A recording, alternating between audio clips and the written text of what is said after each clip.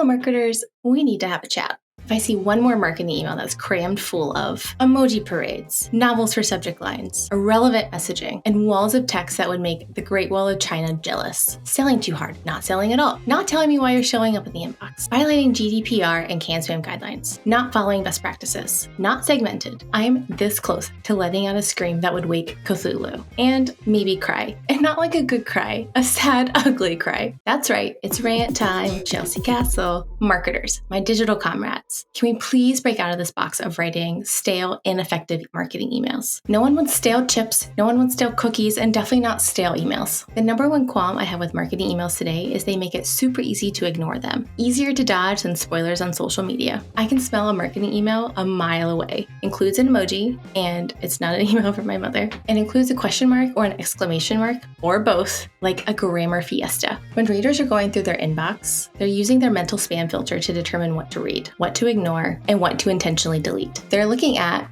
who is this from, and what is the subject line and preview text telling me about this email. I'm in the camp of your subject line is actually less important than we all think it is. The brand you build, aka the reputation that you create through your marketing activities, carries more weight than the subject line. When you're using all of these elements in your subject line, you're making it easy for my brain to go, oh, this is a marketing email. I know what to probably expect on the inside. Pass. So let's just scale it all back, shall we? What do we do instead? Try being a little bit boring. Keep your subject line short and clear. You can flex your creative muscles somewhere else, not in your subject line. Don't overthink it or try to be too cute or too quirky. Just be simple. Simple is smart. Look, I love emojis. Anyone who knows me, who texts me, who I communicate with in Slack knows that I love emojis. But when it comes to marketing emails, sometimes we're just using them way too much. When used sparingly and appropriately, emojis can absolutely add some personality and fun to your email. But most marketing emails are just flooded with little graphic faces, and I feel like I'm in the Emoji Movie, and all of the value you put into the email is lost. Instead,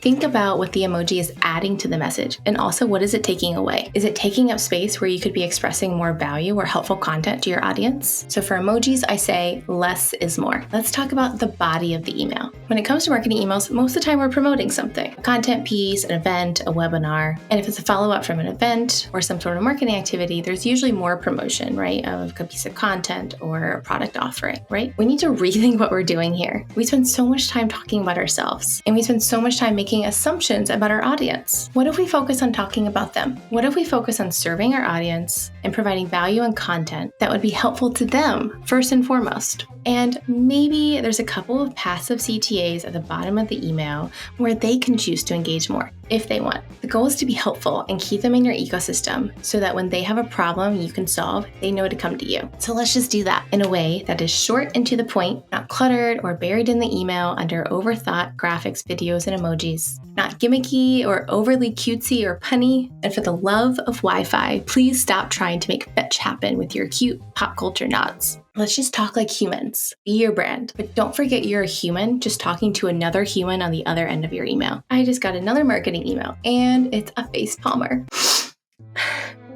I warned you about the waterworks.